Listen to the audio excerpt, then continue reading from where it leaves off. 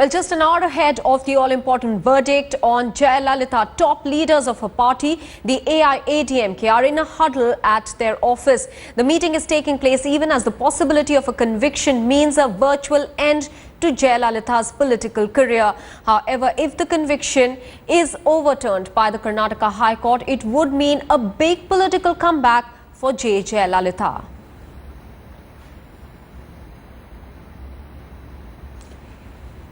Editor South T.S. Sudhir is now joining us with more details. Sudhir, it is absolutely clear now with this meeting that's going on that the AIADMK is certainly on the edge, even though on the face of it, they are saying that they are expecting a favourable verdict. Well, the mood is quite different from what it was on the 27th of September last year, when they were really hoping that their leader would come out clean. This time, they're not so sure. In fact, with me, our people have just undertaken a puja at different temples. In fact, many such offerings which have been made at different temples in Chennai, because they're really hoping for the best for their leader, Jayalalithaa, who has been in a self-imposed exile since October 18th, when she was released from bail from Bangalore Central Prison. What are you really hoping, sir, today? Today, the final day. We are expecting the result of Dr. Amma favorably. Okay, and what happens if it is not a favorable verdict? This is not a right question. Okay, so that's something which they don't even want to answer. But just to get a sense of the kind of mood here outside Poise Garden, there is this person, you see, wearing this kind of a shirt which is completely littered with Jayalalithaa photographs. And that's the kind of loyalty that you see from the AIADMK cadre, because this is a one woman, one leader party, and everything in the Tamil Nadu Assembly elections next summer will hinge on what happens to Jayalalithaa at the Karnataka High Court today. Last time, September, we saw that you were pretty sure that she would come out clean, she will not get convicted. This time the mood seems to be more of restraint. You are a little unsure of which way things could go at the Karnataka High Court, right? The first thing we are sure about it that the price bring the victim, it will prove it within 1 hour, because basically this case is the income tax case. That small court has not considered that one, so it's converted to disproportionate case.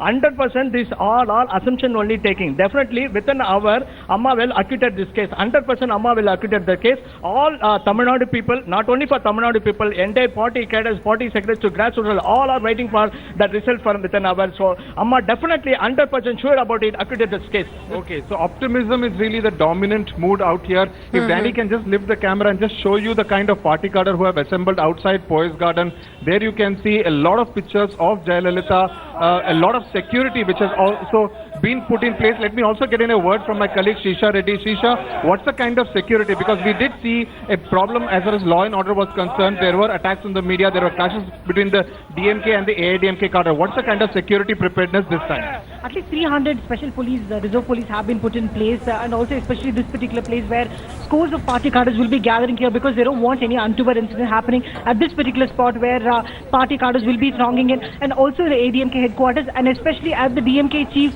Karnataka's residents. Remember last time there was a clash between ADMK and DMK, holding the DMK responsible for this kind of case against the former Chief Minister of the state. Political conspiracy is what the AIADMK believes, and they would hope that their leader Jayalalithaa comes out clean, because next year, next April, May is the elections in Tamil Nadu, and everything will really hinge on which way the verdict in the Karnataka High Court goes. Of course, the party cadre, in fact, one of them was telling me that in another hour from now, in fact, around 12 o'clock, Jayalalithaa will once again become the Chief Minister of Tamil Nadu. So that's really the optimism that is prevailing here, at least in Chennai.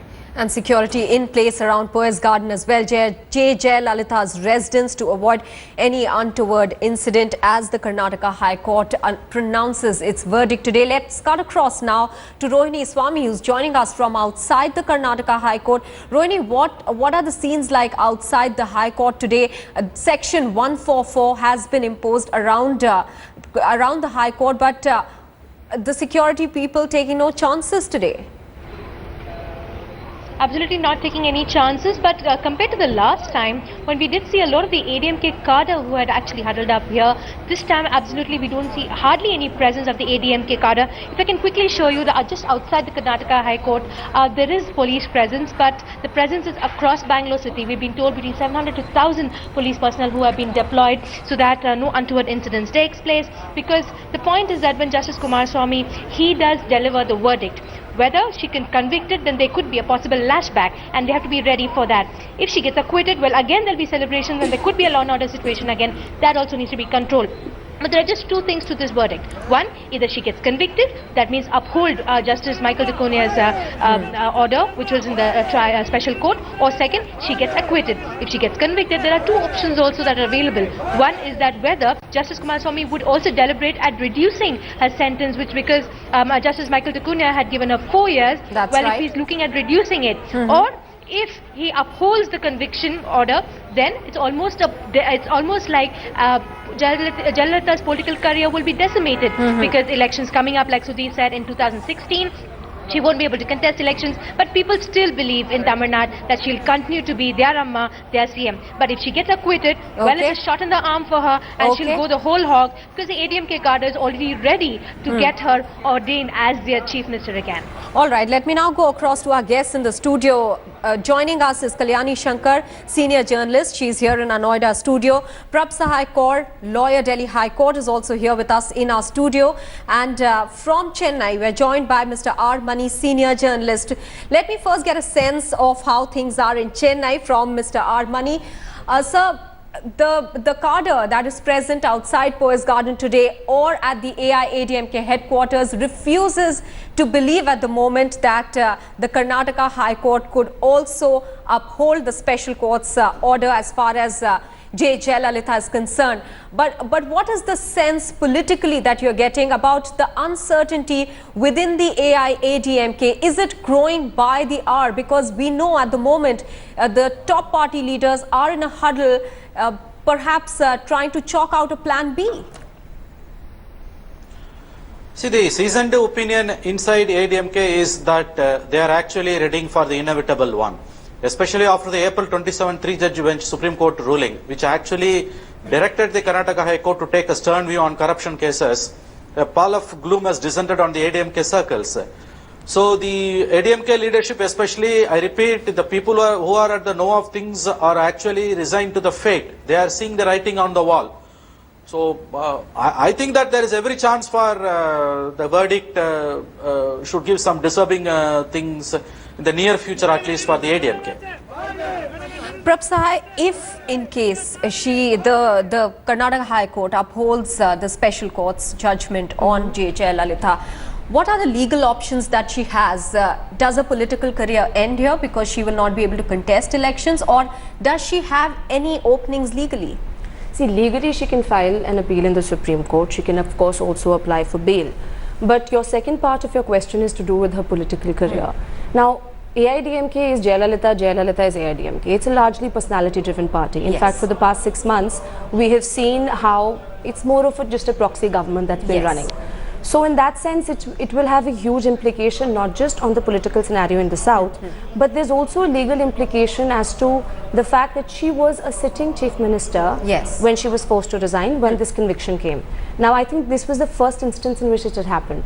So if this conviction is upheld, it will go a long way in interpreting Section 13 of the Act and also future cases in this sense. So it has a huge legal implication in addition to political. And what about the cases, the counter cases rather, that were then driven by J Jayalalithaa after her conviction? Right. So she filed some 100 defamation cases against Dr. Subramaniam Swamy, who had actually been the complainant in this case, who filed the complaint in 1996. Now that has gone up to the Supreme Court. Supreme Court has not only stayed all those cases, but also the question of criminality of defamation, that has also been stayed by the Supreme Court. So on both counts, one is under the Prevention of Corruption Act and second is with regard to the provisions of criminality of defamation. Both are right now huge questions which will ultimately be decided by the Supreme Court. Whatever way the verdict goes today, ultimately it is going to be the Supreme Court who will settle it. Kalyani Shankar, if I can get you in at this point about the future of politics in South India, because it's not just the AIADMK that has its trouble at the moment. Even the DMK, there's so much of family infighting. There's also the 2G case. So are we seeing the two regional parties in trouble, and that could that change the political landscape in South India? Well, it is bound to change the political scenario, but you know, the one thing is that right now your correspondent was saying that no, they are uncertain. nobody will even say that she will not be acquitted until she is acquitted, because that is treason for her party people. So they would just keep quiet until something happens. It's like Hitler's days, who said that Stalin used to say that, who said say anything opposing him. So that is why there is nothing. But as far as I see, that Jayalalithaa is a very shrewd politician. She must have thought of plan B even before today. They must have put everything in place, and she would be ready for both. But I also hear from my sources in Chennai, but deal has been struck and there could be something different. Maybe not acquittal, maybe sentence could be reduced or some such thing. I don't know. I mean, it's just a rumor. And Prabh Sahai, if the sentence is reduced, does that still mean that she cannot contest elections? She will be disqualified, but of course it makes a lot of difference in terms of the elections in 2016. So a reduced sentence would make a huge difference, also because the DMK is facing, as you mentioned, equal amount of corruption cases. So it will, I think, have a huge impact as far as the elections are concerned. And legally, will she still be barred from contesting elections? Is what I want to understand. As per the Supreme Court verdict in 2013, she will be. All right, Armani, I want to come back to you about the political uncertainty that Kalyani Shankar was also talking about. Now, in a scenario like this, where we are seeing both the AIADMK and the DMK in a bit of trouble at the moment, do you by any chance see national parties then trying to make their foray? It's difficult. You see, the national parties, both the BJP and the Congress, are in a very, very weak position here. The Congress party commands just 4% of votes, and after the G.K. Vasan splitting away from the Congress and forming his own party, it has even further come down. The BJP commands just 2 to 3% of votes. So it's difficult for any national political party to exploit the situation. You see, not only the ADMK, the DMK is also in serious trouble. In 3 months from time now, the first verdict in the Spectrum case is going to be out. But by all likelihood, if Kanimudi or Raja is getting convicted, it will be difficult for the DMK to exploit the situation. So I think if today's verdict goes against Jayalalithaa, the state of Tamil Nadu is actually heading for a prolonged period of political uncertainty. All right, let me go back to our correspondents on the field. T.S. Sudhir, editor South, is joining us from outside Poets Garden, and Rohini Swami from outside the Karnataka High Court. Sudhir, first to you. You mentioned in the morning that that AIADMK had told its cadre not to come to Poets Garden, but of course we can see a lot of people over there. Is there a fear that the situation could go out of hand? Because in the past we've seen violent scenes. Well, yes, that's always the apprehension given what happened on the 27th of September. In fact, even though there have been instructions that people should not come to Poets Garden, there have been people out here to distribute sweets, also who have been made a lot of offerings at different temples. இப்போ நீங்கள் என்ன பண்ண போறீங்க? அம்மாவை பார்க்க போறீங்களா? அம்மாவை பார்க்கறதுக்காக எங்க தொகுதி எம்எல்ஏ அசோக் அவர்கள் அமைச்சிருக்காரு. நாங்க காலையில நேத்து சாயந்தரம் மாலை பூசைக்கு ருத்ராபிஷேகங்கள்லாம் பண்ணி சிவனுக்கு அம்பாளுக்கு சகஸ்ரநாமங்கள்லாம் பூர்த்தி பண்ணி இன்னைக்கு காலையில எதுக்கு பூஜை? இது மருதீஸ்வரர் திருக்கோயில், அருள்மிகு மருதீஸ்வரர் திருக்கோயிலிருந்து பூஜை பண்ணி கொண்டு வந்திருக்கோம். Special pujas have been done to ensure that Jayalalithaa comes out victorious in this particular case, because a lot really hinges as far as the AIADMK is concerned on what happens to Jayalalithaa today. Because given the whole character of the AIADMK, everything really will be for the AIADMK. Because even in the 2014 Lok Sabha elections, Jayalalithaa in fact at every public meeting used to say that vote for me. So the candidate really did not matter.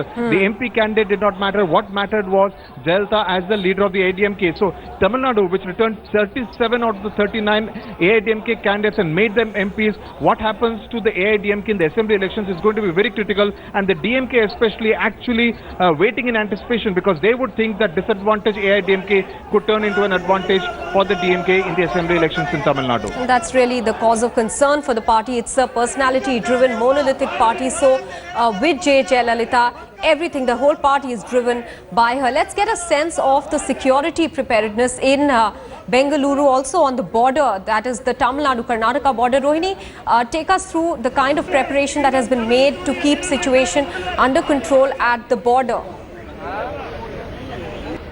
Well, the Bangalore police and the Karnataka police have left no stone unturned in terms of the security cover. Not only have they seen to that Bangalore city, especially around the Karnataka High Court, turns out to be a fortress, but also the border areas near Hosur, where people are even being frisked. We've seen this even last time, where people are being frisked when they're entering, and even vehicles are being checked when they're entering the border. So the simple reason that they do not want any untoward incidents. Last time it also happened that some of them were carrying sweets, they were carrying firecrackers. There could be some kind of combustible items that they were carrying. So all that has been, they have been asked to keep that away, and nothing around this area where I stand now with the Karnataka High Court. In terms of deployment, around Bangalore city, we have around 700 police personnel have been deployed, 300 along the border, so that nothing untoward happens.